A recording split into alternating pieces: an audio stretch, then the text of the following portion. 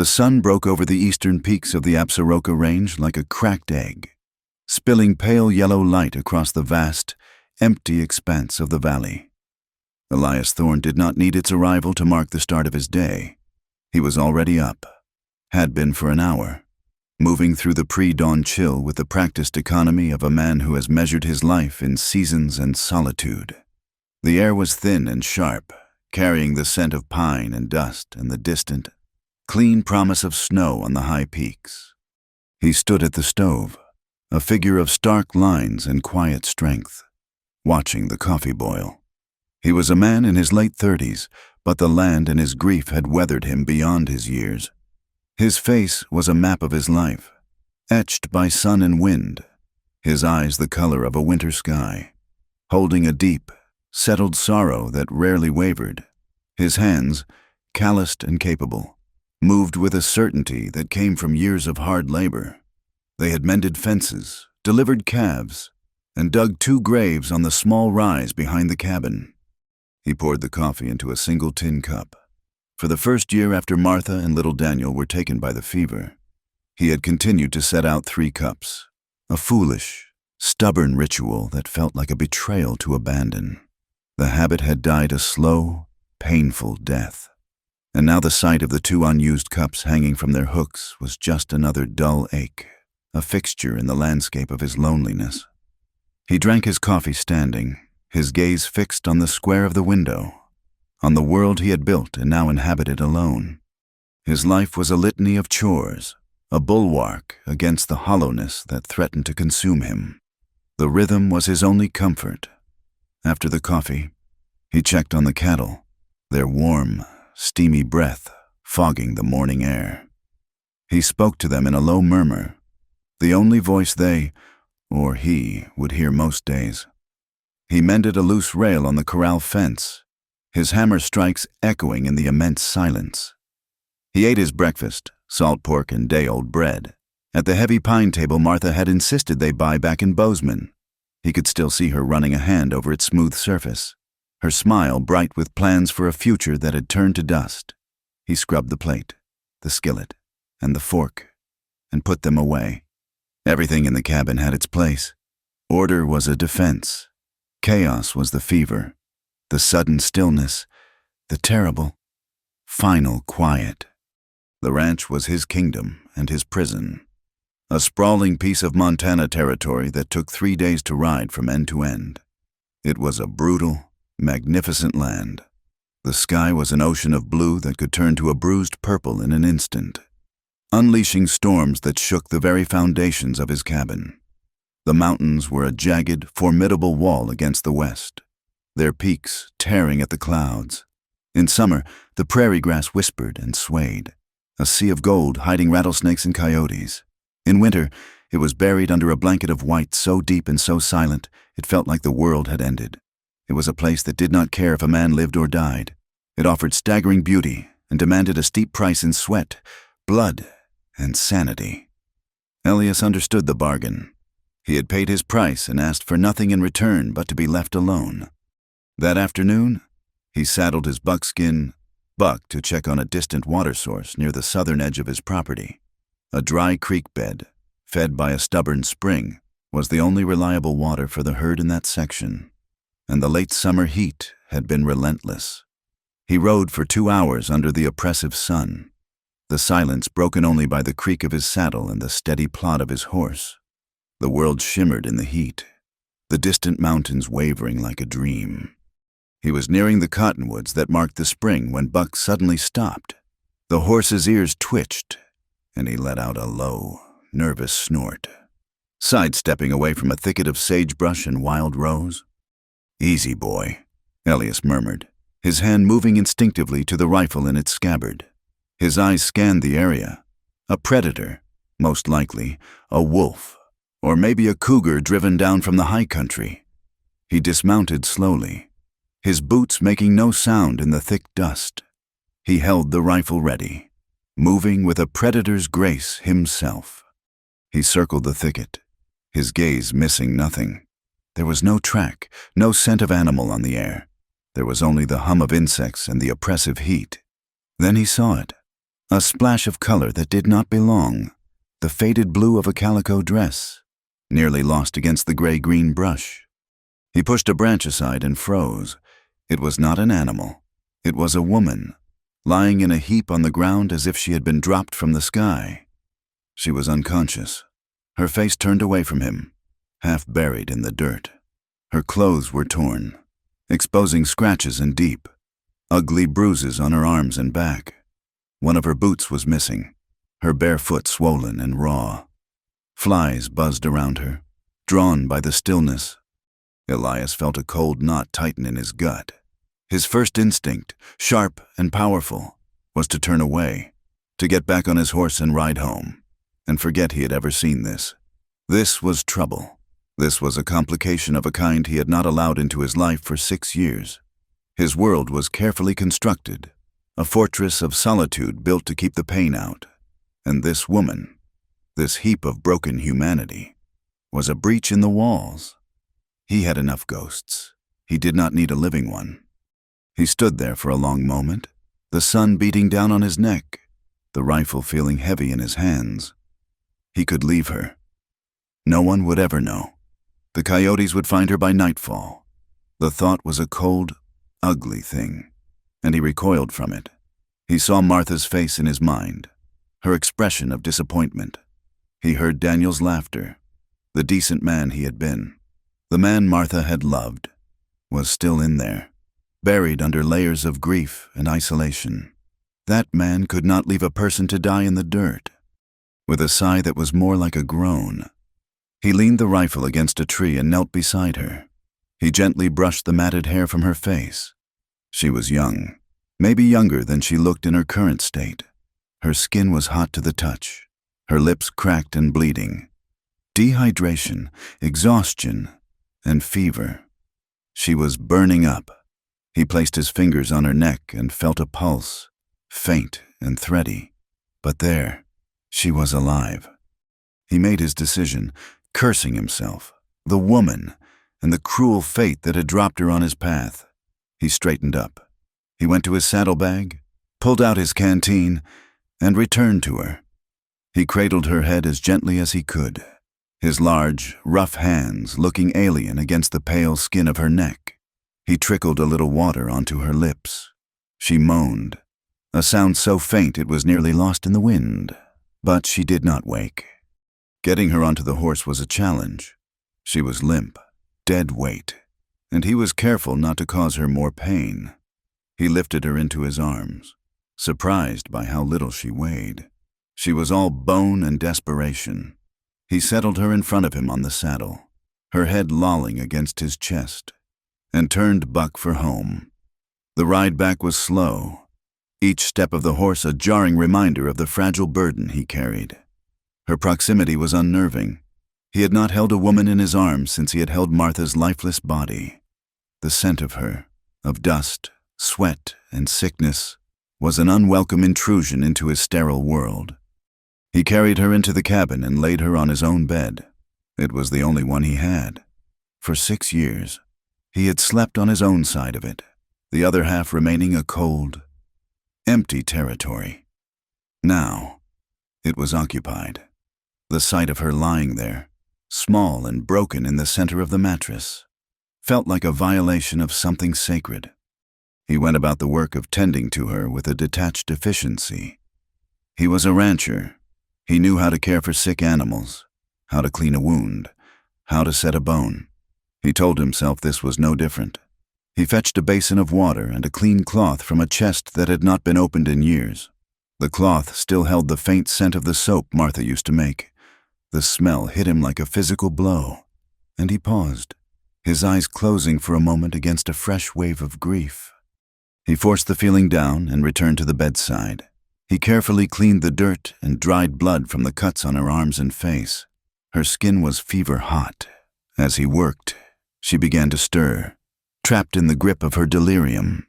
She flinched violently when his hand brushed her shoulder, a small, terrified cry escaping her lips.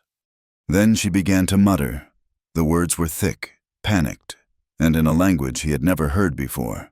It was harsh and guttural, full of fear. He could not understand a single word, but he understood the terror that fueled them. She was seeing things in her fevered mind, things that made her twist and whimper on the bed. He dabbed her forehead with the cool, damp cloth, murmuring the same soothing words he used on a spooked horse. "Easy now. You're safe. Easy." She did not hear him. Her nightmare was a world away, a place of loud, angry voices and sharp, sudden pain. For 3 days, she drifted in that shadowy world between life and death. Elias's disciplined routine was shattered. He still did the necessary chores, milking the cow, feeding the chickens, checking the herd. But his work was punctuated by trips back to the cabin. He sat by her bedside for hours, an unwilling guardian, watching the fever wage its war on her body. He forced sips of water and thin broth between her cracked lips. He changed the cool cloths on her forehead, his hands becoming accustomed to the feel of her skin. It was an intimacy that chafed at him. He was a man who had chosen to be alone, and now his small, quiet home was filled with the sounds of another person's suffering. Her fevered cries echoed in the rafters at night. The small, unfamiliar sounds of her breathing filled the silence his wife and son had left behind. He learned the rhythm of her illness, the way the fever would spike in the afternoon, the way she would tremble as a chill set in. During one of his vigils, he noticed her left hand was clenched tight. He had tried to clean it before, but her grip was like iron. Now, in a moment of restless sleep, her fingers loosened slightly. He gently pried them open. Tucked into her palm, slick with sweat, was a small object. He carefully worked it free. It was a bird, carved from a piece of light-colored wood, no bigger than his thumb. It was worn smooth from countless hours of being held, its features softened with age and touch. A small, simple thing, a child's toy, perhaps, or a keepsake. It was the only thing she had. No bag, no purse, no papers, nothing to say who she was or where she'd come from. Just this small, silent bird. He looked from the bird to her face, a flicker of something like pity stirring in his chest. He closed her fingers around it again. Whatever it meant to her, she deserved to keep it. On the morning of the 4th day, he walked into the cabin after his morning chores and felt a change in the air. The oppressive heat of the fever seemed to have lessened. He walked to the bed and placed a hand on her forehead. It was still warm, but the raging fire was gone. It was cool and damp with clean sweat. The fever had broken. A wave of relief washed over him, so profound it surprised him. He had not realized how invested he had become in the survival of this stranger. He pulled a chair to the bedside and sat, watching her sleep. Her breathing was deeper now, more even. The lines of pain on her face had softened. In the quiet morning light, he could see that she might have been pretty once, before desperation and violence had laid their claim on her. He must have dozed off in the chair, because the next thing he knew, a small sound from the bed startled him awake. He straightened up, his senses instantly alert. Her eyes were open. They were not the dull, unfocused eyes of a fever dream. They were clear, and they were fixed on him. For a moment, there was nothing in them. Then, comprehension dawned, and with it, a wave of pure, animal terror. She saw a man, a large, weathered stranger with a face like stone, sitting over her in a small, dim room she did not recognize. A gasp tore from her throat, a raw, ragged sound. She scrambled backward on the bed, crab-walking away from him until her back hit the hard wood of the headboard. She pulled the thin blanket up to her chin like a shield, her entire body trembling. Elias raised his hands slowly, palms out, to show he meant no harm. "It is all right," he said, his voice low and steady. "You are safe here." His words meant nothing. She did not understand them, or if she did not believe them. All she saw was a threat. Her eyes, wide and dark with panic, darted around the cabin, looking for an escape that did not exist. The chasm between them was suddenly immense, a terrifying, silent gulf as wide and unforgiving as the prairie itself. The woman he had saved was gone, replaced by a terrified creature who looked at him as if he were the very monster she had been fleeing. The days that followed were spun from silence. It was a heavy, watchful quiet, thick with fear on her side and a strained, deliberate patience on his. The woman, whose name he still did not know, had recovered her strength but not her voice. She moved about the cabin like a ghost, a wraith in a borrowed nightgown, her bare feet whispering on the floorboards. She would not speak. She would barely even look at him, her gaze always directed at the floor, the wall, or the single, grime-streaked window. Communication was a sparse, frustrating language of gestures. A slight nod when he offered her a bowl of stew meant she would eat. A shake of her head meant she would not. When he came too close, she would flinch and draw into herself, her body becoming small and tight, a knot of pure defense. He learned to leave her food on the small stool by the hearth, retreating to the barn or the far side of the room to give her the space she needed. He would watch from the corner of his eye as she crept forward, a wary animal, to retrieve the offering and retreat to her corner. Elias fell back on the only thing he knew, his routine. He demonstrated his intentions not with words she could not or would not understand, but with consistency. Every morning, he rose before the sun, started the fire, and made his coffee. He would go out to do his chores, and as he left, he would prop the cabin door wide open. It was a statement. You are not a prisoner here. You are free to go. But they both knew the truth. The open door was a gesture, nothing more. Beyond the threshold lay the vast, indifferent wilderness, a cage far larger and more dangerous than the four walls of his cabin. The endless sea of grass, the jagged teeth of the mountains on the horizon, the sheer, crushing scale of the land. It was its own kind of prison. She would look out that door sometimes, standing just inside the shadows, her expression unreadable. She knew, as well as he did, that out there she would last a day, maybe two, and so she stayed. He took to speaking to her as he worked, his voice a low, calm monotone that expected no reply. The black cow should be calving soon, he would say to her averted face as he mended a piece of tack at the table. Could use the rain. Ground's getting hard. He told her about the ranch, about the changing seasons, about the hawk he saw that morning. He never asked her questions. He never demanded anything of her.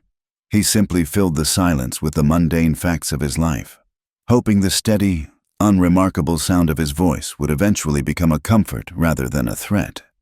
Slowly, from the fortress of her silence, she began to watch him. Her observation was furtive at first, conducted through the shield of her downcast lashes. She watched him chop wood, the rhythmic swing of the axe, the clean split of the logs. There was a power in him, an undeniable strength, but it was a contained, purposeful strength.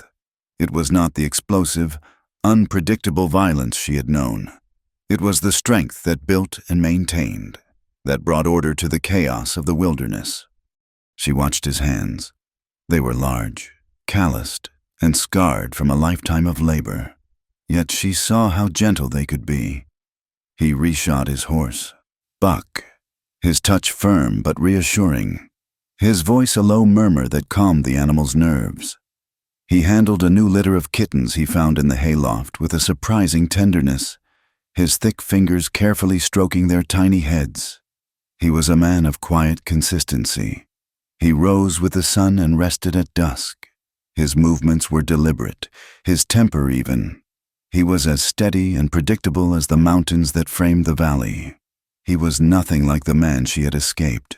A tiny, fragile seed of curiosity began to sprout in the barren soil of her fear. The breakthrough, when it came, was not born of quiet observation, but of sudden, primal terror.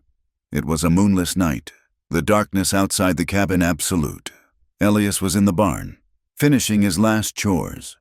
The woman was inside, sitting by the low fire, the small wooden bird clutched in her hand. A profound stillness had settled over the ranch, the kind that precedes a storm. Suddenly, the night was shattered. A high, yipping bark, sharp and hungry, cut through the air, followed by a frantic, panicked squawking from the chicken coop. A coyote, bold and starved, had gotten too close. From inside the cabin, the woman let out a scream. It was not a simple cry of fright. It was a raw, guttural sound, torn from the deepest part of her, a sound of pure, abject terror. It was the scream of someone for whom any sudden violence was a prelude to a familiar horror. Elias heard it from the barn. He dropped the lantern he was holding and grabbed the rifle from its pegs by the door. He burst out into the yard, his heart hammering against his ribs. He saw the lean, shadowy form of the coyote circling the coop.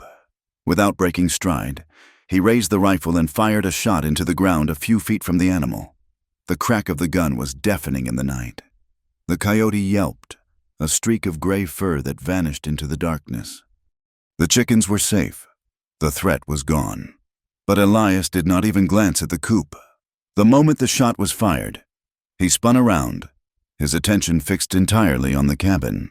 The woman was framed in the open doorway, her face a pale mask in the faint firelight, her body trembling so violently he could see it from across the yard.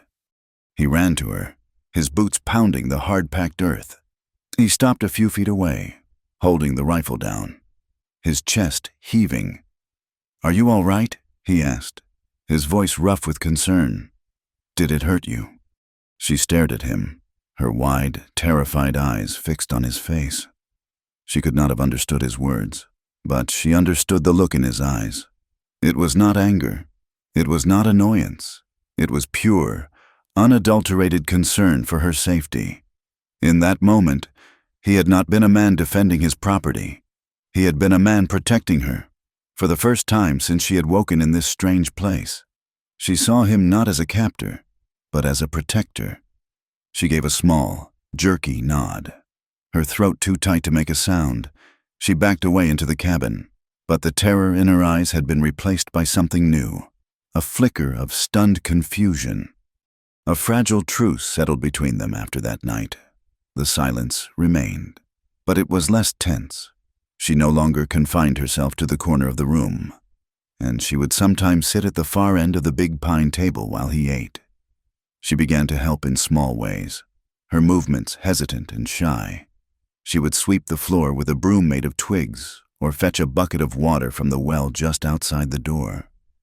They were small offerings, tentative steps across the chasm that separated them. Elias accepted them with a quiet nod, understanding the courage each small act required. One evening, a week later, he was making a stew, the rich smell of simmering beef and onions filling the small cabin. He was tired. It had been a long day of branding calves, and his muscles ached. The woman was watching him, her usual quiet vigilance. He motioned to the pot with the large wooden spoon. "Keep this stirring," he said, more out of habit than expectation. "Needs to not stick to the bottom." He turned to wash the grime of his work from his hands and face in the basin. To his surprise, he heard her move behind him.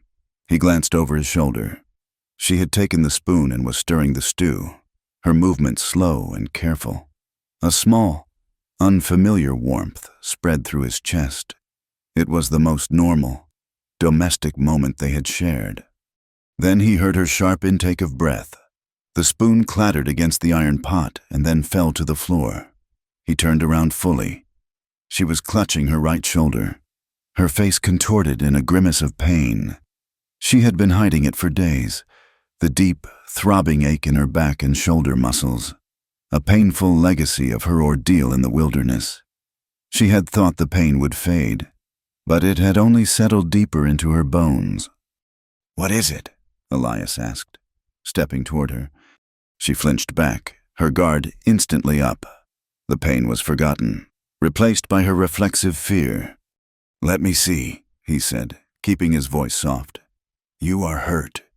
She hesitated, her eyes darting from his face to the floor. She was caught between her pain and her fear.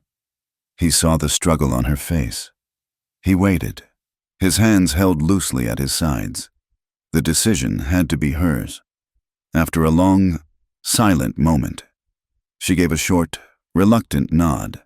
Then, with a trembling hand, she gestured toward her back. He assumed it was a pulled muscle, a strain from the fall he imagined she must have taken. "Sit," he said, pointing to the chair. She obeyed, perching on the edge of it, her back held stiffly toward him. He knelt behind her, his movements slow and deliberate. "I will be gentle." He placed his hands on her shoulders. He could feel the tension in her, the rigid lines of her muscles bunched up like knots in a rope. He began to probe the area gently with his fingertips, searching for the source of the pain. "Here?" he asked, pressing lightly near her neck. She shook her head. He moved his fingers lower, over the hard plane of her shoulder blade. She let out a small, sharp hiss of breath. "Here." "It is a bad strain," he said. "I have some liniment, for the horses, but it works fine on people, too. It is strong, but it might help the ache." She was still for a long moment, considering. The idea of him rubbing something into her skin was clearly terrifying, but the pain was real, and the memory of him charging out of the barn to protect her was still fresh in her mind. She gave another hesitant, almost imperceptible nod. He retrieved the brown bottle of liniment from a shelf. The sharp, medicinal smell of camphor and turpentine filled the air. He poured a small amount into his palm, rubbing his hands together to warm the oily liquid. He knelt behind her again. "All right now," he said softly. He laid his hand flat on her back, just below her neck. She flinched but did not pull away. He began to rub the liniment into her sore muscles, his calloused palm moving in slow, firm circles. He worked with a practiced care, feeling the tight knots of muscle begin to soften just a little under the heat of his hand and the potent salve. He could feel the slight tremble of her body, but she remained still, enduring his touch. After a minute, she spoke. Her voice was a revelation, the first words he had ever heard her utter. It was a hoarse, quiet whisper, laced with a foreign accent that smoothed the edges of the words. "A little higher. There." He moved his hand up, following her direction. "Rub it gently," she directed, her voice barely audible.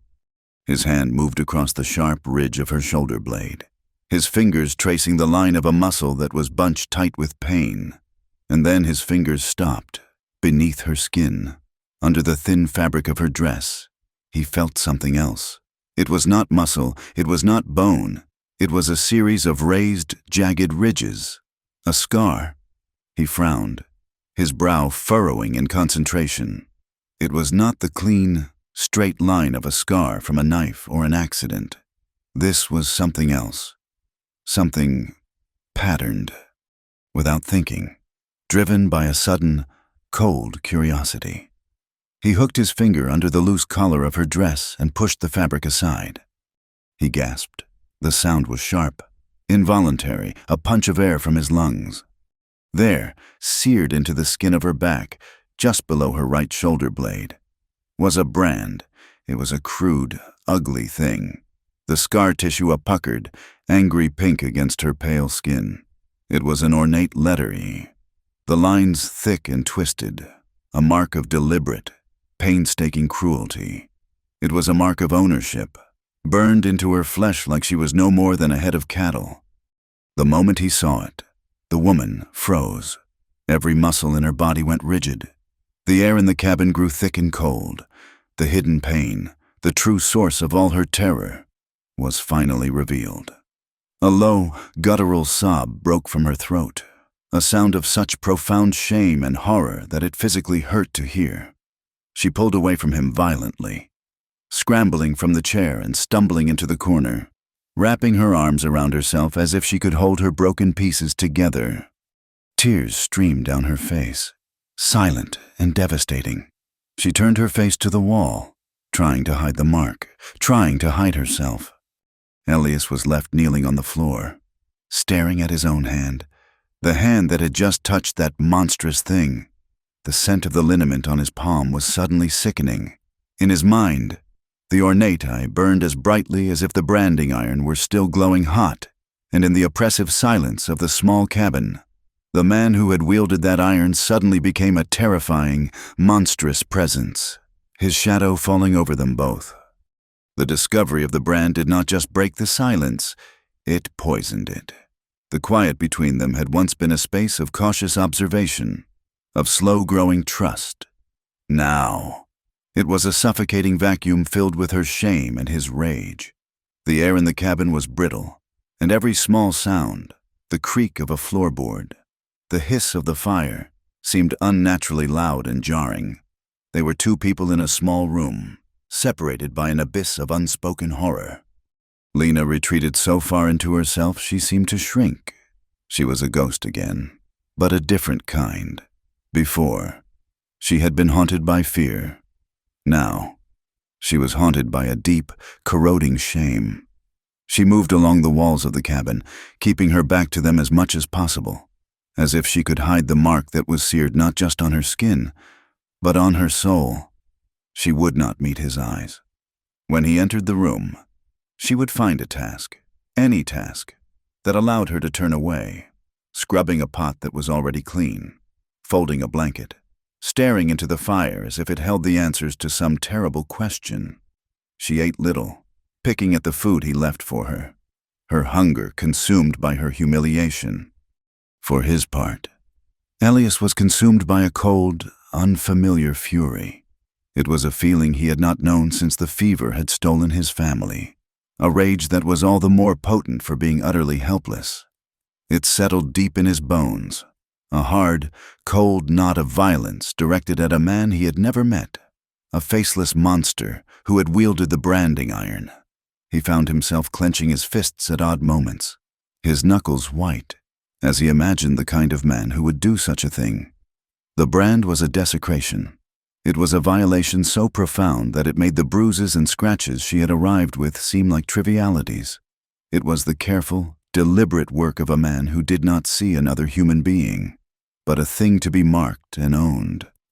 He knew, with a primal certainty, that pressing her for details would be a cruelty she could not bear. Words were useless now. The questions he wanted to ask, who, why, would only be picking at the raw wound of her memory. So he found another way to speak to her, his kindness, which had before been a matter of simple decency, deepened into something more intentional, more focused. He began to leave her small, silent offerings.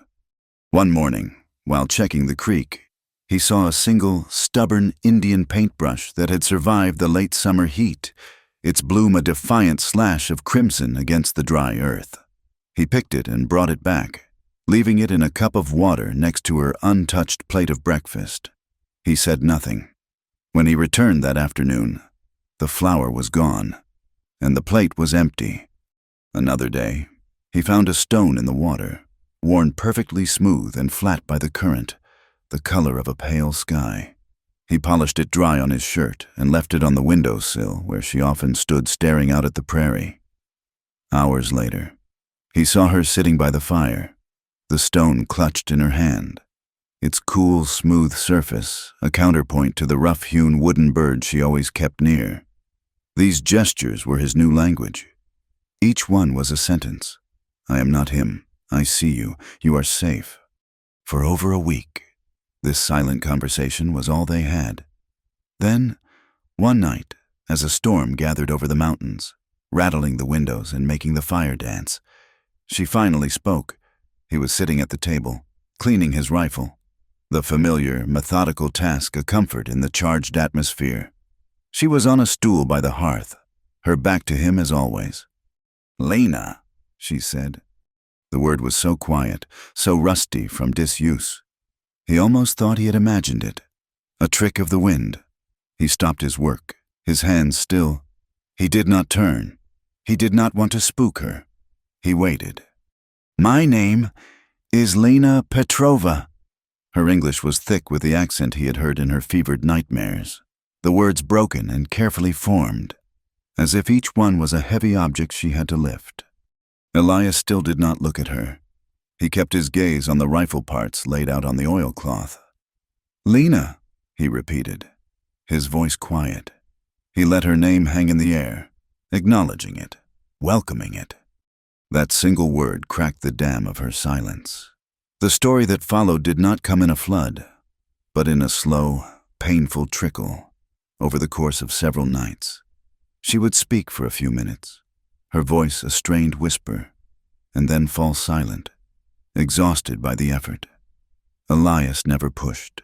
He simply listened, his quiet, unwavering presence giving her the space she needed. She told him of the old country, a place of hard winters and harder lives. She told him of being sold. It was not a turn of phrase, it was a transaction.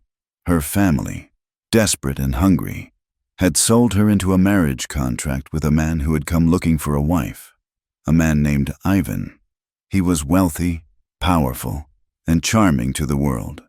But in private, he was a demon. He saw her not as a wife, but as an acquisition, another beautiful object to add to his collection. "He say I am property," she whispered one night, her hands twisting in her lap. "Like horse or chair." The brand, she explained, was his wedding gift to her. He had done it himself, laughing as she screamed, telling her that now everyone would know to whom she belonged. It was his mark of ownership, a permanent claim on her flesh. She spoke of years of cruelty, of a life lived in constant, stomach-churning fear of his moods, his fists, his insatiable need for control. She had finally escaped after a beating that had nearly killed her. She had fled with nothing but the clothes on her back and the small wooden bird her younger brother had carved for her years ago. She had run west, blindly, boarding trains when she could, walking when she could not, driven by the singular, desperate hope that the vastness of the American continent might be enough to swallow her, to hide her from him forever. Elias listened to it all without judgment, without interruption. The cold rage inside him hardened, crystallizing into a diamond-sharp point of protective fury. He could feel her shame radiating from her like a heat, but he felt none of it himself. All he saw was a survivor.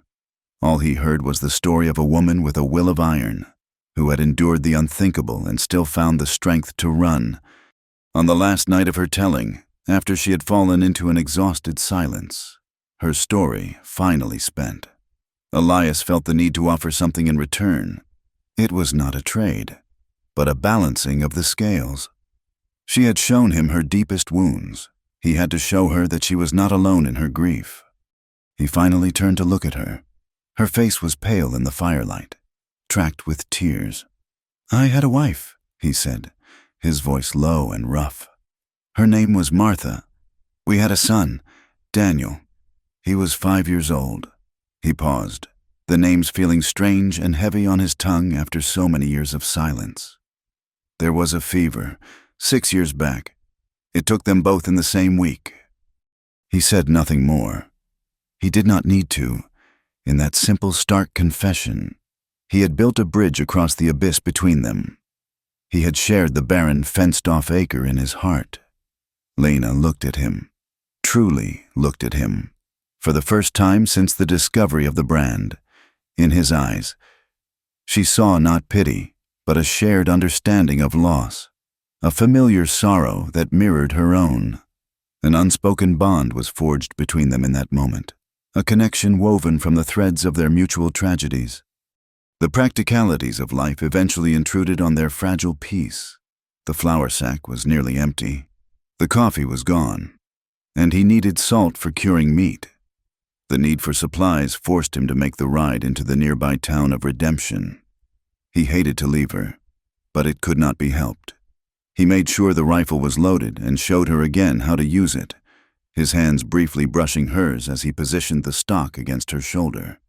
The touch was impersonal, practical, but it sent a jolt through them both. He rode out the next morning, leaving her with a solemn promise to be back by nightfall. Redemption was a day's hard ride away, a typical frontier settlement carved out of the dust. It was a collection of false-fronted buildings lining a single, wide street that was either a river of mud or a storm of dust. Depending on the weather, it was a place of rough men, hard-bitten ranchers, and suspicious townsfolk who viewed any stranger with a wary eye. It was a town built on a thin veneer of civility, held together by a weary sheriff and the rigid, judgmental piety of its churchgoers. Elias tied Buck to the hitching post outside the mercantile and was immediately aware of the stares. He was a solitary figure, rarely seen in town, and his presence was a source of curiosity. Inside the store, Mrs. Gable, the proprietor and the town's primary source of gossip, gave him a thin-lipped smile.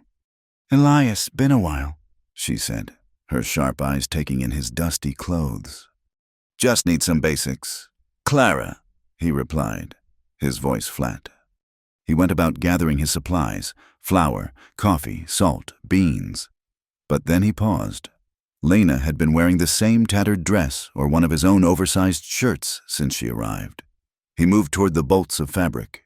He chose a simple, sturdy calico, a soft blue patterned with small white flowers. He added a pair of woman's boots, guessing at the size, and a bar of soap that smelled faintly of lavender. He felt Mrs. Gable's eyes on him the entire time. When he brought the items to the counter, her eyebrows rose. "Getting fancy, Elias, or perhaps you have company?" The question was casual, but the implication was sharp as a needle. "Just supplies," he said, his tone leaving no room for discussion.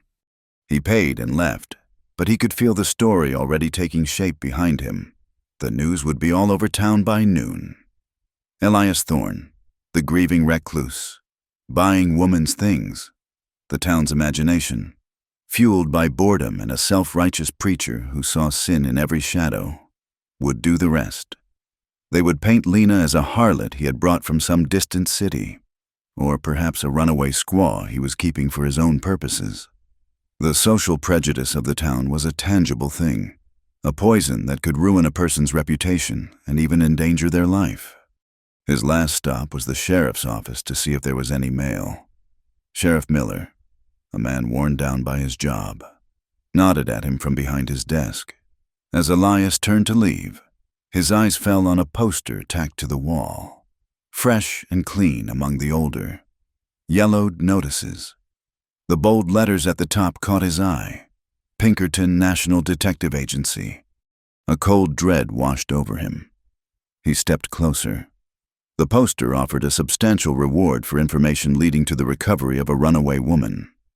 The description was vague, designed to elicit information rather than provide it. A woman of foreign appearance, it read. In her mid-20s, with dark hair and dark eyes, believed to be traveling west. She is the property of her concerned husband, who wishes only for her safe return. Property. The word leaped off the page and hit him like a fist in the gut. It was Ivan's word. The description could have fit 1,000 women, but Elias knew, with a certainty that chilled him to the bone, that it was Lena. Ivan was not a ghost from a distant past. He was not just a memory. He was a real and active threat. A man with enough money and influence to hire the Pinkertons. He was hunting for her. Elias turned and walked out of the office, his face a grim mask. The ride home was a race against the setting sun and the dark thoughts that crowded his mind. The vast landscape, once his sanctuary, now seemed menacing, full of shadows where a man could hide, a place where danger could be waiting over the next rise. He topped the final hill and saw his cabin nestled in the valley below, a thin curl of smoke rising from its chimney. He spurred Buck on, his urgency growing. As he drew closer, he saw something that made him pull the horse to a halt. It was Lena. She was not inside, hiding from the world. She was on her knees in the small, weed-choked plot of earth beside the cabin, the patch where Martha had once tried to grow a garden. He watched as she worked, her movements slow but determined. She was pulling weeds, her hands protected by a pair of his old work gloves. She was turning the hard, dry soil with a small trowel she must have found in the barn. She was clearing the ground, preparing it, coaxing life from a patch of earth that had been barren for 6 long years. It was a quiet, simple act, but to Elias, it was the most profound statement she could have made. It was an act of hope. It was an act of defiance against the man who had tried to destroy her. She was not just surviving. She was putting down roots. She was making a home. A fierce, protective wave washed over him, so powerful it almost brought him to his knees. The rumors of the town, the threat on the poster, the looming shadow of Ivan, all of it solidified into a single, clear purpose. He had brought her back from the edge of death. He had listened to her story, and he had shared her grief. Now, he would stand between her and the darkness that was coming. He would protect this woman and the fragile, hopeful life they were beginning to build together in the wilderness. He nudged Buck forward, his face set, his heart full of a grim and unwavering resolve. The seeds of gossip planted in redemption took root in the thin, rocky soil of the surrounding ranches and sprouted like noxious weeds. Elias's trip to town had done more than just replenish his supplies. It had set fire to the lonely curiosity of his neighbors. A recluse buying woman's clothes was a story too good to leave alone, and it was only a matter of days before that curiosity came riding to his door. It was late afternoon, with the sun slanting low and painting the valley in hues of gold and long purple shadows. Elias was reinforcing a hinge on the barn door. The rhythmic rasp of his file a familiar, comforting sound. Lena was in the small garden plot she had claimed as her own. The soil was turned, and she had found a small packet of forgotten vegetable seeds in a dusty crate in the barn. She was on her knees, carefully placing them in the earth, her movements full of a quiet, hopeful purpose. A borrowed sunbonnet of Martha's shielded her face, and, for the first time, she looked not like a survivor, but like a homesteader, a woman tending to her future. The sound came first, the distant, rhythmic beat of shod hooves on hard-packed earth. It was more than one horse. Elias straightened up, the file still in his hand, his body going still as he listened. Riders did not come to his land without reason. He looked over at Lena. She had heard it too. She was frozen, a small statue of apprehension, her hand hovering over the dark soil. 3 riders crested the low rise to the east. Elias recognized them as hands from the Miller Ranch, the next property over, though next in this country meant half a day's ride. There was Jeb, a burly man with a perpetually sneering lip, and his younger brother Silas. The third was a new man he did not know, lanky and restless in his saddle. They were not moving with any urgency. They ambled their horses forward, their posture one of casual arrogance, their eyes scanning the property not for an animal, but for a spectacle. Elias laid his file on a barrel and walked out to meet them, his stride unhurried but deliberate. He stopped in the middle of the yard, a solid, unmovable figure, positioning himself squarely between the approaching men and the garden where Lena was now slowly rising to her feet. "Thorn!" Jeb called out, pulling his horse to a halt a dozen feet away. He spat a stream of tobacco juice into the dust. "Lost a stray steer, a young brindle. Figured he might have wandered over to your water." It was a lie, and all 4 men knew it. Their eyes were not on the creek, or the cattle grazing in the distance. They were fixed on Lena, who stood by the garden patch, her head bowed, trying to make herself invisible. "There are no strays here," Elias said, his voice flat and even, carrying a cold weight that belied the warmth of the afternoon. Silas, younger and bolder, let a slow, insolent grin spread across his face. "Well now, I ain't so sure about that," he said, his gaze sliding over Lena's form.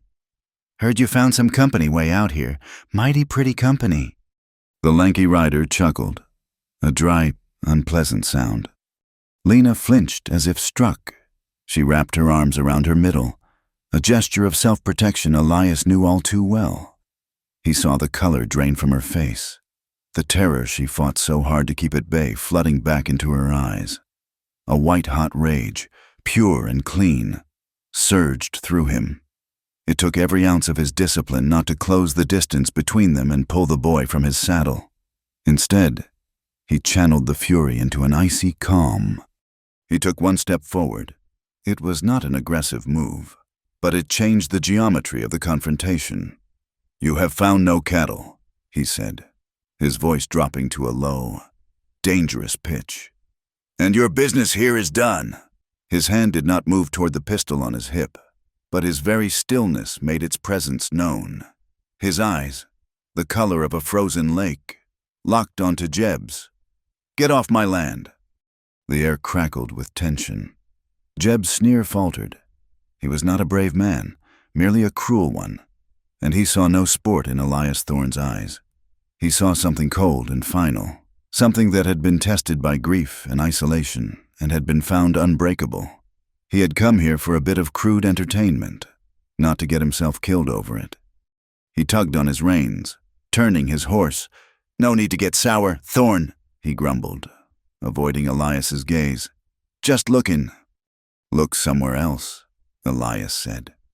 They turned their horses and rode away, their laughter, when it finally came, sounding forced and hollow on the wind. Elias stood and watched them go, his body rigid, until they were nothing more than dark specks on the horizon. Only then did he allow himself to breathe. The fury receded, leaving behind the familiar, aching sorrow, but now it was mingled with a fierce, protective fire. He turned. Lena was still standing by the garden, her arms wrapped around herself, but she was not looking at the ground. She was looking at him. The fear in her eyes was gone, replaced by an expression he had never seen before. It was a look of raw, stunned gratitude, of awe. She had seen him stand as a shield between her and the ugliness of the world. She had seen him choose her, a nameless, branded stranger, over the tacit acceptance of his own kind. She had been property to be defiled, a rumor to be mocked, but to this quiet, solitary man, she was a person to be defended. A single tear traced a path through the dust on her cheek. It was not a tear of sorrow or shame. It was a tear of profound, earth-shattering relief. In that moment, the last of her fear of him crumbled to dust, and in its place, a fragile, tender flower of love began to bloom. That evening marked a turning point. The wall of silence and hesitation between them, already crumbling, was finally torn down by his act of loyalty. The domestic rhythm they had begun to find deepened into a true partnership. They began to talk, really talk, in the long, quiet evenings, the firelight casting dancing shadows on the cabin walls. He told her about the ranch, about his father who had built the cabin with his own 2 hands, about the plans he and Martha had made to expand it one day. He spoke of his son, Daniel, of his love for horses and the way his laughter used to fill the suffocating silence. He did not dwell on the pain of their loss, but on the richness of their lives, sharing the ghosts he had lived with alone for so long. In return, Lena shared pieces of her own past, the memories that Yvonne had not managed to poison. She spoke of her home, of snowy winters and the smell of baking bread. She told him about her younger brother, the one who had given her the wooden bird, his clever hands and quick smile. Sharing these untainted memories was like finding a secret spring in a desert. It was a reclamation of a self she thought had been lost forever. His desire to protect her hardened into a practical need to empower her. The Pinkerton poster was a constant, unspoken presence in his mind. "You need to know how to use this," he said one afternoon, taking the heavy Winchester rifle from its pegs on the wall. "Not just to fire it, but to know it, to make it a part of you."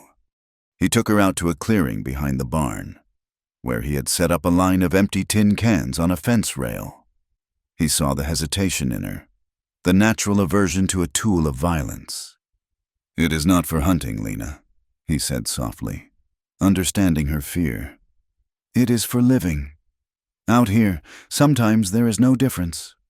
He stood behind her, his large frame shielding hers. "Here," he said, his voice low by her ear. "Hold it steady." He brought his arms around her, his hands covering hers, guiding them into the correct position. His left hand supported the forestock. His right helped her curl her finger around the trigger. The necessary physical contact was a shock to them both. She could feel the solid warmth of his chest against her back, the strength in his arms as they held the rifle's weight. She could smell the faint, clean scent of pine soap and leather on his skin. Her breath caught in her throat. For Elias, the sensation of holding her, the delicate bones of her shoulders beneath his arms, the soft scent of her hair, was an awakening of senses he had long thought dead. The air thickened, charged with an unspoken, intense longing that left them both shaken. He cleared his throat, his voice suddenly rough. "Breathe out slow," he instructed, "and squeeze the trigger. Do not pull it." She did as he said. The rifle bucked against her shoulder. The explosion deafening. A tin can flew off the fence rail. A small, surprised smile touched her lips. For the rest of the afternoon, he taught her, his voice a steady, patient presence. And with each shot, he could see her fear of the weapon being replaced by a quiet, determined confidence. A few nights later, it was her turn to teach him. She had been experimenting with his limited supplies and had managed to create a dish from her homeland, a thick, savory stew of potatoes and onions, seasoned with the wild dill she had found growing near the creek. The taste was simple, yet rich and unfamiliar. "It is good," he said, genuinely surprised. "What is it?" She told him the name in her own language, the word soft and musical. "It is what my mother made when the nights were cold." By teaching him this small piece of her past, she was offering him a part of herself, a part that had nothing to do with pain or survival, but with home. Desire, long suppressed in both of them, began to rise to the surface like groundwater after a long drought. It was not a simple, physical wanting. It was a profound emotional need, a desperate hunger for comfort, for a touch that was not violent, for an intimacy that could heal rather than harm. It was in the way his hand would linger for a moment too long when he passed her a cup of coffee, the way her eyes would follow him as he moved about the cabin. They were two lonely, wounded souls orbiting each other, the pull between them growing stronger with each passing day, each shared story, each quiet moment of understanding. The storm came on a moonless, suffocatingly humid night. It started as a low rumble in the distance, a restless stirring in the mountains. By nightfall, the sky was a bruised, angry purple, and the wind began to howl around the corners of the cabin like a hungry wolf. Elias secured the shutters and brought in extra wood for the fire, his movements calm and practiced. Lena grew quiet, her body tensing with each distant roll of thunder. She sat on the stool by the hearth, her knuckles white as she clutched the wooden bird. The first crack of thunder directly overhead was like a gunshot. It was followed by a flash of lightning that bleached the room of color for a split second, illuminating her face, her eyes wide with a terror that had nothing to do with the weather. Elias saw the change in her instantly. The storm was not just a storm to her. The violent, unpredictable rage of the sky was a mirror of Ivan's rages. The sound of the thunder was his fist hitting the wall.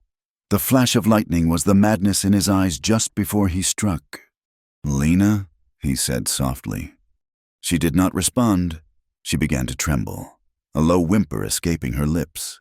Her breathing grew shallow and rapid.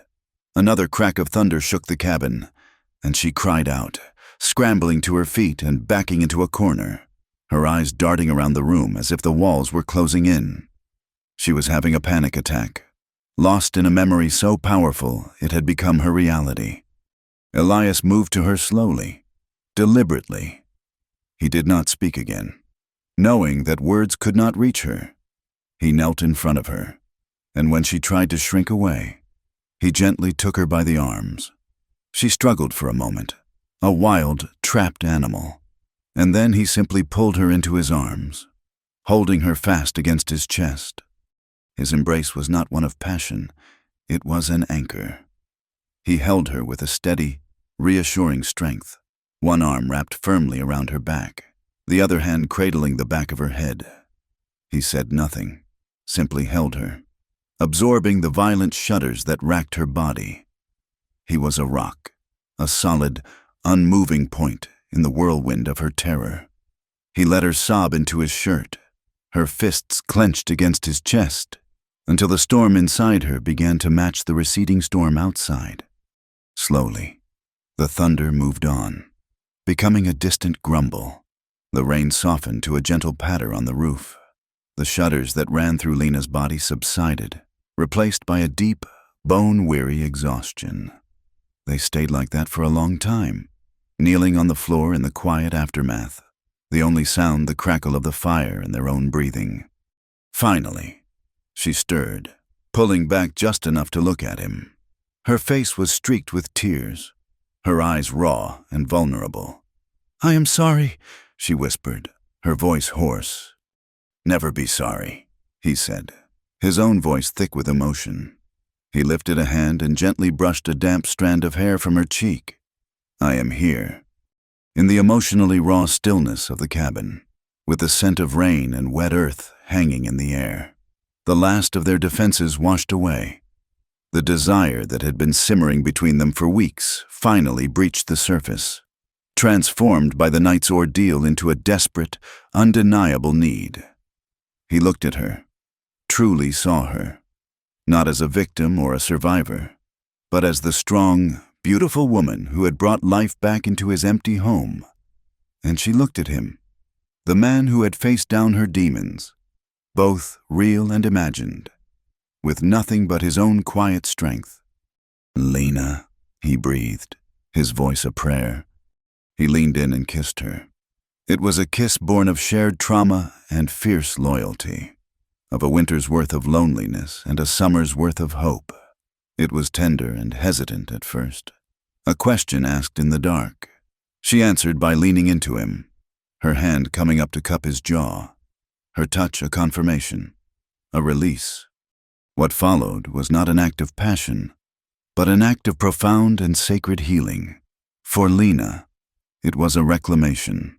In his arms, in his gentle, patient hands. She was not property. She was cherished. Every touch was an erasure of a past horror, every kiss a rewriting of her story. She was an active participant in her own desire, a woman choosing to give and receive pleasure. Her body, finally, completely her own, for Elias, it was an awakening. The heart he thought had been buried with his wife and son stirred with a love so powerful it terrified him. The part of him that knew how to touch, to hold, to love a woman, a part he had believed to be dead and gone, was resurrected in the firelight. They found a temporary paradise in each other's arms, a moment of pure, hopeful light in the midst of the gathering darkness. Outside, the storm had passed, leaving the world washed clean and quiet, but they both knew other storms were coming. For now. However, in the small, warm cabin, they had found a sanctuary. The handful of peaceful days they had stolen were a false spring, a brief, sunlit moment before the inevitable blizzard. The storm that was Ivan arrived in redemption not with a roar of thunder, but with the quiet, confident step of a man who owned the world and was merely surveying a minor asset. He stepped from the stagecoach, a figure of tailored Eastern wool and polished leather, a stark and striking contrast to the dusty, work-worn town. He did not look like a monster. He looked like a gentleman, his face handsome and open, his smile quick and disarming. He took a room at the town's only hotel, and within an hour, he was in the saloon, buying a round of whiskey for the rough assortment of ranchers and drifters who watched him with suspicion. His charisma was a potent tool, and he wielded it with an artist's skill. He spoke of investments in railroads, of cattle prices back east, and slowly, the suspicion in the room thawed, replaced by the grudging respect that men of the frontier often held for wealth and confidence. By afternoon, he was sitting in the sheriff's office. Sheriff Miller, a man accustomed to dealing with cattle rustlers and drunken brawls, found himself nodding along as this refined stranger, Mr. Ivan Petrov, laid out his tragic story. He spoke of his wife, Lena, with a voice full of sorrowful affection. He called her his fragile, delicate flower, a European beauty unaccustomed to the harshness of American life. He spoke of a deep melancholy that had taken root in her mind, a sickness of the spirit that made her prone to fantastical notions and sudden flights of fancy. "She is not in her right mind, Sheriff," Ivan said, his eyes a mask of deep concern. "She has fallen under the influence of some recluse, a man named Thorn.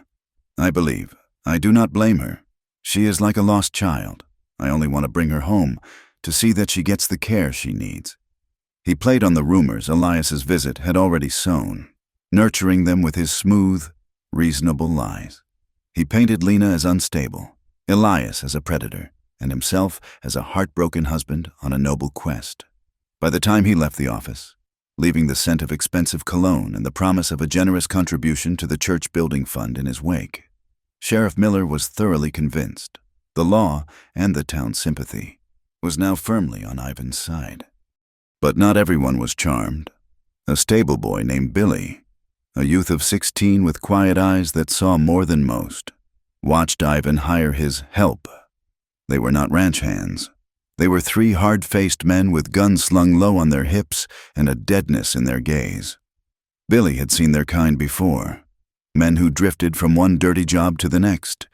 He overheard them talking, their voices low and cruel, referring to the woman not as a wife to be rescued, but as the package to be retrieved. It curdled the boy's stomach. He remembered Elias Thorne from his few trips to town, a quiet man who always treated him with a simple decency, and he had seen the fear in the eyes of the men who had ridden out to Thorne's ranch a few weeks before. Something was deeply wrong. As dusk fell, Billy made a choice. He saddled the fastest horse in the stable and rode out of town, pushing the animal hard across the darkening prairie.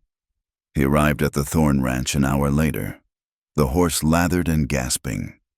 Elias and Lena met him in the yard, their face etched with alarm.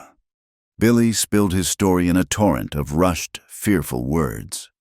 "A man, a fancy man in a fine suit. He is in town, calls himself Petrov. He hired 3 men, gunfighters, not cowboys. I heard them talking. He is looking for you. Ma'am, he told the sheriff you were sick in the head, that you belonged to him. They are coming for you." The boy's words hung in the sudden, cold silence. Lena's face went ashen. It was the confirmation of the nightmare she had lived with every day of her flight. He had found her. The continent had not been big enough. She swayed on her feet, and Elias instantly put a steadying arm around her. He looked from her terrified face to the earnest, frightened boy. He placed a hand on Billy's shoulder. "You did a brave thing, son, a good thing. Now you need to ride back before you are missed." He pressed a silver dollar into the boy's hand. A fortune for him. "Do not speak of this to anyone." Billy nodded, his eyes wide, and rode back into the night, leaving them alone with the terrible certainty of what was to come. Lena was trembling, her teeth chattering as if from a deep chill. "We must run. Elias, we must go now, into the mountains." Elias held her, his grip firm and reassuring. He looked past her to the cabin, the solid structure his father had built, the home where he had loved and lost and was now, impossibly, beginning to love again. He looked at the garden she had started, a small patch of defiant life. "No," he said, his voice a low, steady rumble that seemed to calm the very air around them. "I have run from life for 6 years. I will not run from this. This is our home. We will make our stand here." Lena looked up at him, and in his unyielding expression, she did not see recklessness. She saw resolve. She saw the protector who had faced down the coyote, the man who had ordered his neighbors off his land for her sake. His strength became hers. Her trembling stopped. She nodded, her jaw set. "Here," she whispered. The next 3 days were a blur of tense, focused preparation. The quiet domesticity they had built was transformed into the methodical labor of fortifying a fortress. They worked from sunrise to sunset, a silent, synchronized team. Elias, with his practical rancher's knowledge, planned their defense. He boarded up the large windows of the cabin, leaving only narrow slits, just wide enough for a rifle barrel. He reinforced the heavy oak doors with iron bars he took from an old stall in the barn. Lena worked beside him, her fear channeled into a fierce, protective energy. She held the boards steady as he hammered them into place. She helped him stack sacks of flour and potatoes against the inside of the weaker walls. She counted out every brass cartridge he owned, her hands steady as she arranged the ammunition on a small table by the main firing slit. They moved around each other with an economy of motion, their actions bound by a shared will to survive. There was no need for words. A look, a nod, was all that was required. In the crucible of this looming threat, they were forged into a single, unbreakable unit. On the fourth morning, they came. The sun was barely over the mountains when Elias saw them. 4 riders moving slowly across the valley floor, their forms black against the golden light. They did not ride like men in a hurry. They rode like hunters who had their prey cornered and were savoring the final moments. Elias stood behind the slit in the boarded-up front window, the Winchester cool and heavy in his hands. Lena was at a similar post on the side of the cabin, her own rifle ready. Her heart was a frantic drum against her ribs, but her hands were steady. They stopped 100 yards from the cabin. 3 of the men fanned out, their rifles held ready. The 4th, the man in the lead, walked his horse forward a few more paces. Ivan. He looked just as she remembered, handsome, elegant, and utterly in control. The sight of him was a physical blow, stealing the air from her lungs. He did not shout. His voice was calm, conversational, yet it carried across the still morning air with chilling clarity. He did not look at the cabin. He looked through it, as if he could see her cowering inside. "Lenochka," he called, the Russian pet name a vile caress. "My little dove, your holiday is over. It is time to come home." He paused, letting the words sink in. "Did you truly think you could hide from me? There is nowhere on this earth you can go where I will not find you. You are mine. You have always been mine." He clicked his tongue, a sound of disappointment. "Come out now. Do not make this unpleasant." Lena squeezed her eyes shut, the old, conditioned terror washing over her. His voice was the sound of her nightmares, the key that unlocked 1,000 memories of pain and powerlessness. "Leave this place!" Elias's voice boomed from the cabin, hard as granite. "She is not yours, and you are not welcome here."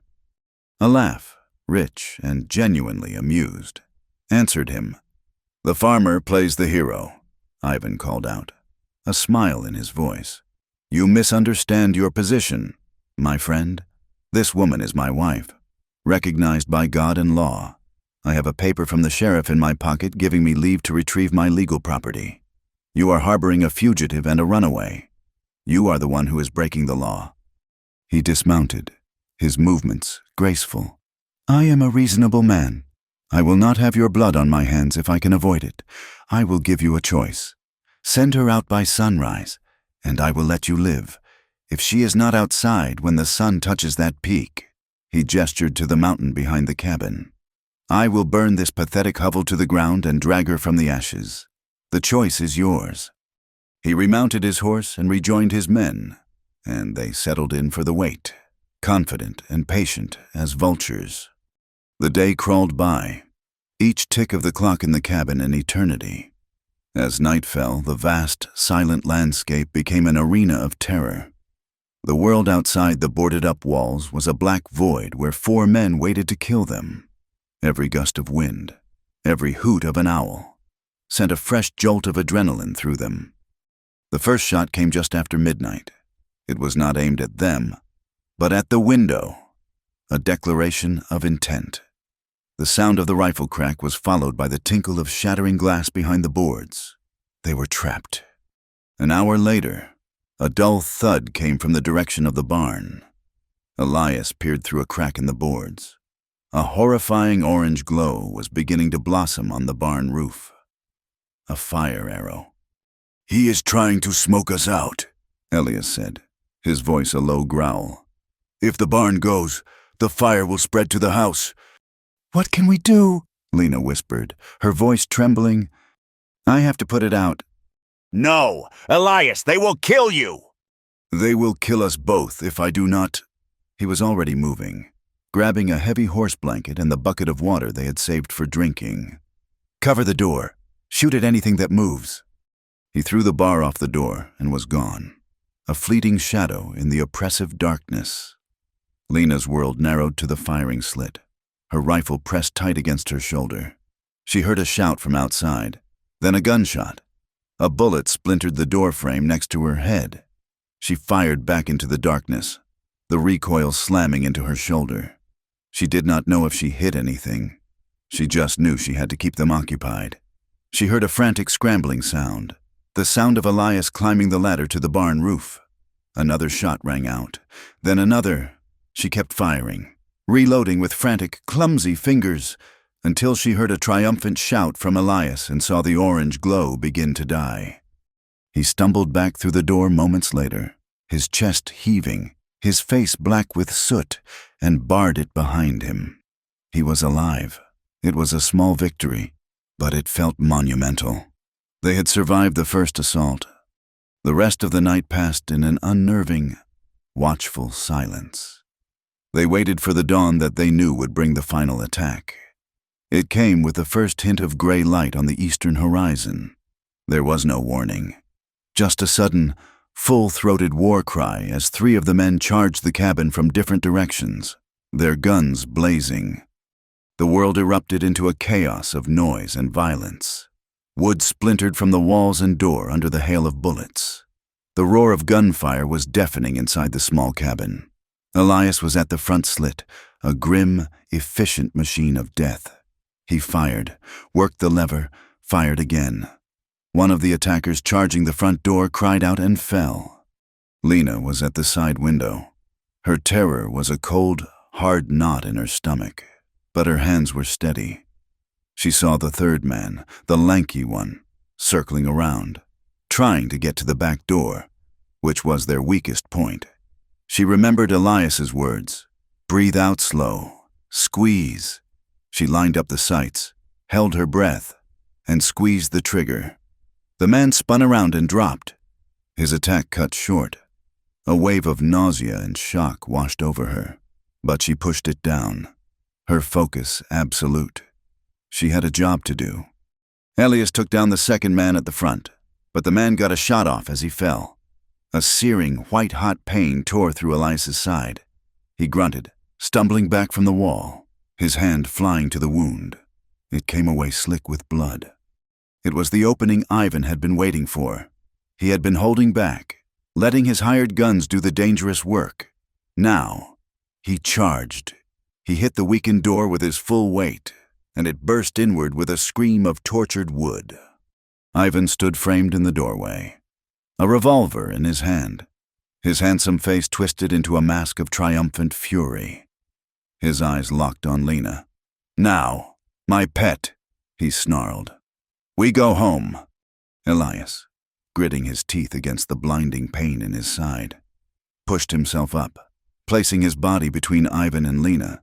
He had lost his rifle when he fell, and there was no time to retrieve it. He pulled the hunting knife from his belt. The two men faced each other in the dim, smoky light of the cabin. Ivan, the civilized monster, his face contorted with possessive rage. Elias, the quiet rancher, his body bleeding but his will an unbreakable wall of iron. For a heartbeat, the world stood still. Then, with a roar, Ivan lunged forward, and Elias met his charge. The final, brutal struggle for survival had begun. The world exploded into a maelstrom of desperate, close-quarters violence. Ivan, his face a mask of primal rage, crashed into Elias, and the two men went down in a tangle of limbs. The revolver flew from Ivan's hand, skittering across the floorboards to disappear into the shadows. Pain, white-hot and blinding, flared in Elias's side, sapping his strength. He was weaker, losing blood, and Ivan was a demon of pure, frenzied strength, his hands closing around Elias's throat. Lena watched in horror, the rifle useless in the chaotic struggle. Her mind, sharpened by a week of terror and a lifetime of survival, raced. She saw the heavy cast-iron skillet sitting on the cold stove, a silent witness to their brief, peaceful meals. Without a second thought, she grabbed it, its weight familiar and solid in her hands. Ivan was on top of Elias, his knuckles white as he squeezed the life from him. He did not see her coming. She raised the heavy skillet high and brought it down with all her might against the side of his head. The impact was a sickening thud, and Ivan's grip loosened. He roared, not in pain, but in outrage, turning his fury on her. He staggered to his feet, a trickle of blood running from his temple, his eyes burning with a murderous light. That single moment was all Elias needed. He surged up from the floor, his hunting knife in his hand. He did not have the strength for a prolonged fight. He had one chance. As Ivan turned back toward him, Elias drove himself forward, plunging the blade deep into the monster's chest with the last of his failing strength. Ivan's eyes went wide, a look of pure, utter shock replacing the rage. He looked down at the knife hilt protruding from his chest, then back up at Elias. A soft, wet sound escaped his lips. He took one stumbling step backward, then another, and then he collapsed, his fall shaking the floor of the small cabin. And then there was silence. It was a silence more deafening than the roar of gunfire, more absolute than the howling of the wind. It was the silence of the end. It pressed in on them, thick and suffocating, broken only by the ragged, desperate sound of their own breaths and the low whimper of the wind through the shattered door. The immediate aftermath was not relief, not triumph, but a bone-deep, hollow shock. It was over. The fight was done. The adrenaline that had sustained Elias drained away in an instant, and the pain in his side, which he had held at bay, returned with a vengeance. A wave of dizziness washed over him, the room tilting violently. He pressed a hand to the wound and his legs gave out. He slid down the wall, leaving a dark smear of blood on the rough-hewn logs, and collapsed onto the floor. For a moment, Lena was paralyzed, caught between the dead man on the floor and the dying one. Then, something inside her shifted. A lifetime of fear and submission calcified, in that instant, into a core of pure, unbreakable steel. The trembling, terrified victim was gone, burned away in the crucible of the siege. In her place stood a survivor, a healer. She moved with a calm, focused clarity that surprised even herself. Her first instinct was to go to Elias, but her second, colder instinct was to ensure the threat was truly over. She picked up her rifle, stepped over Ivan's body without a glance, and went to the broken doorway. She scanned the yard, her eyes missing nothing. The 3 hired guns lay where they had fallen, still and silent in the gray light of dawn. The siege was over. The war was won. Only then did she allow herself to turn back to Elias. She knelt beside him, her hands gentle but efficient. His eyes were glassy with pain, his breathing shallow. The wound in his side was deep, weeping a terrifying amount of blood. She knew if she did not stop the bleeding, he would die. Her mind, which had been a whirlwind of terror for so long, became a quiet, orderly place. She remembered the things her grandmother had taught her about basic remedies, the folk knowledge of a hard land where doctors were a luxury. She tore a long, clean strip from the hem of her dress and pressed it hard against the wound. "Hold this," she commanded, her voice steady, and was relieved when his hand, weak as it was, obeyed. She flew about the cabin, her movements a blur of purpose. She stoked the fire until it was roaring hot. She found his bottle of whiskey and a clean cloth. She returned to his side, her face set in a mask of grim determination.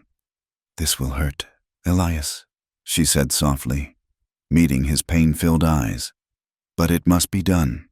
She poured the raw whiskey over the wound. He cried out, his body arching in agony. But he did not fight her.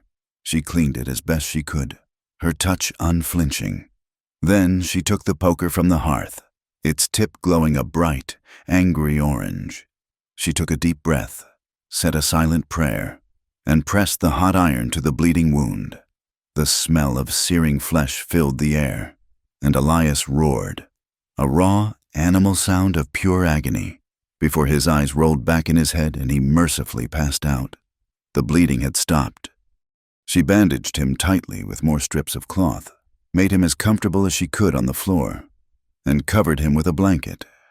Then, and only then, did she allow herself to sit back on her heels, the exhaustion of the past 24 hours washing over her in a great, crushing wave. She had faced her monster and won.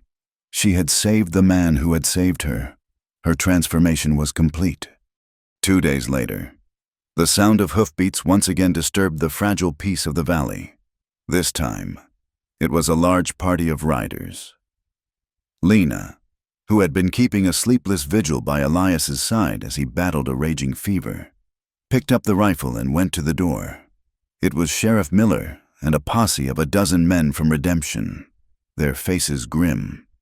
They had heard the prolonged gunfire and had finally come to investigate. The sight that greeted them was a shocking one. The bodies of Ivan's men still lay in the yard. The cabin was a ruin, its walls pocked with bullet holes, its door a splintered wreck. And in that doorway stood a woman, her face pale and smudged with soot, her dress torn and blood-stained, holding a rifle with the practiced ease of a veteran soldier. The sheriff dismounted, his hand near his gun. What in God's name happened here, ma'am? His eyes took in the scene, his expression shifting from suspicion to stunned disbelief.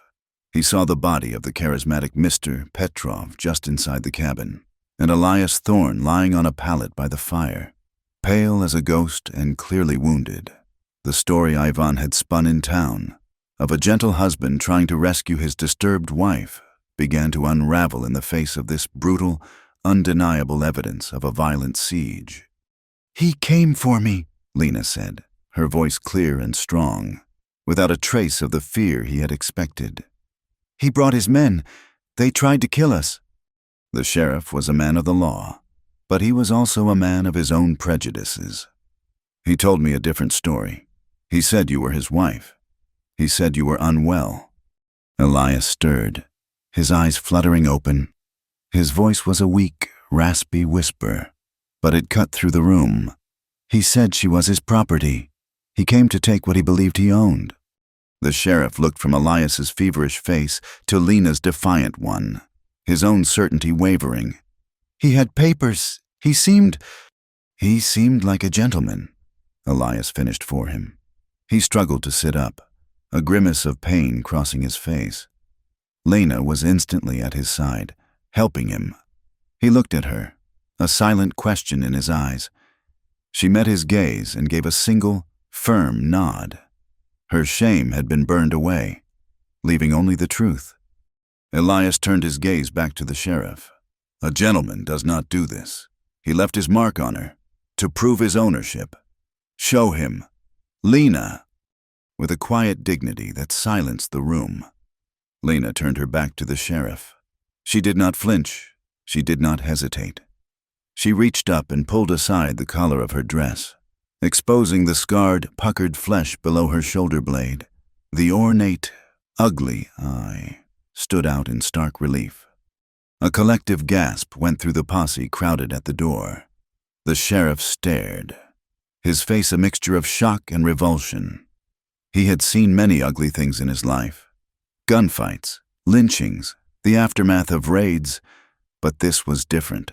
This was a cold, calculated cruelty, a mark of pure evil that went beyond the simple violence he understood. The brand was the truth. It was the irrefutable testimony that silenced all of Ivan's lies, all of the town's petty gossip. In that moment, the men from Redemption no longer saw a fallen woman or a recluse's illicit partner. They saw a survivor of unspeakable cruelty. They saw a man of quiet honor who had defended his home and protected a person in desperate need. Sheriff Miller's face hardened. He was a creature of the frontier, and his justice was as rough and practical as the land itself. "Looks to me like a man came onto your property and tried to kill you," he said, his voice leaving no room for argument.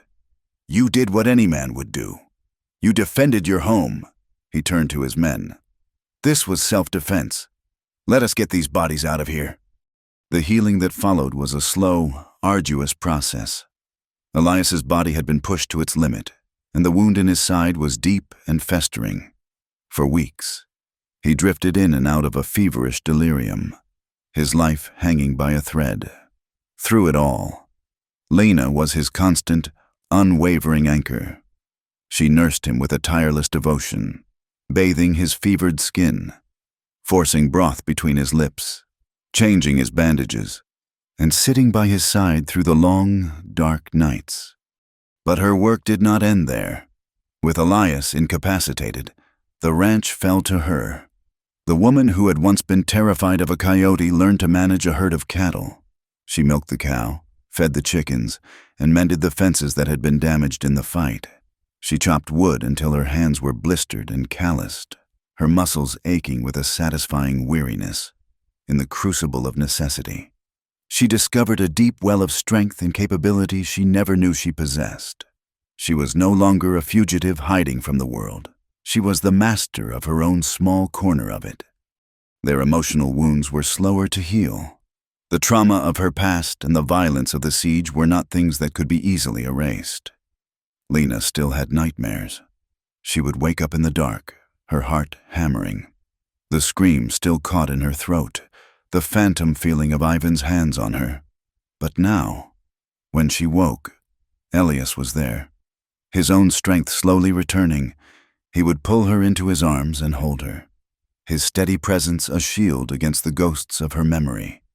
"I am here," he would whisper. "You are safe." And in comforting her, Elias found his own healing, the vast, empty space in his heart, which had been occupied for 6 years by the silent, grieving ghosts of his wife and son, began to fill with a fierce, protective love for his new family. The memories of Martha and Daniel did not fade, but they softened, their sharp edges of pain worn smooth. They became gentle reminders of a love that had been, making way for a love that now was. The seasons turned. The harshness of winter gave way to the tender, hesitant promise of spring. The snows melted, and the prairie came alive with a carpet of green and a riot of wildflowers. Months had passed. The scars on the ranch were healing. The new wood on the barn roof had begun to weather, blending in with the old. The splintered front door had been replaced by a new, sturdier one that Elias had built with his own hands.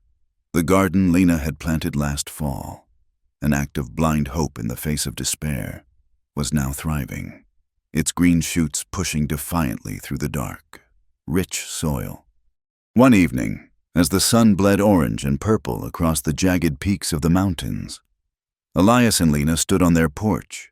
He was still lean from his ordeal, and a long, puckered scar traced a line along his side. But the strength had returned to his body, and the settled sorrow in his eyes had been replaced by a quiet, steady peace. She stood beside him, no longer a haunted wraith, but a strong, confident woman, her hands showing the marks of her labor, her face tilted toward the last rays of the setting sun. They did not speak. There was no need for grand declarations, no need for promises. Their shared life, their survival, their quiet, profound peace was declaration enough. They had been to the darkest of places together and had pulled each other back into the light. Lena turned and placed her hand over his where it rested on the porch rail. Her touch, which had once been so hesitant and fearful, was now sure and steady, a simple gesture of belonging. He turned his hand over and laced his fingers through hers. They stood there, together, watching the last of the light fade. Two solitary, wounded souls who had survived the darkness and found in each other a glimmer of hope strong enough to build a new life upon, a sanctuary in the heart of the wild, unforgiving West. Thank you for listening to our story. Please comment where you are listening from so we can all connect. Subscribe to the From Wild West channel and share your thoughts with us in English.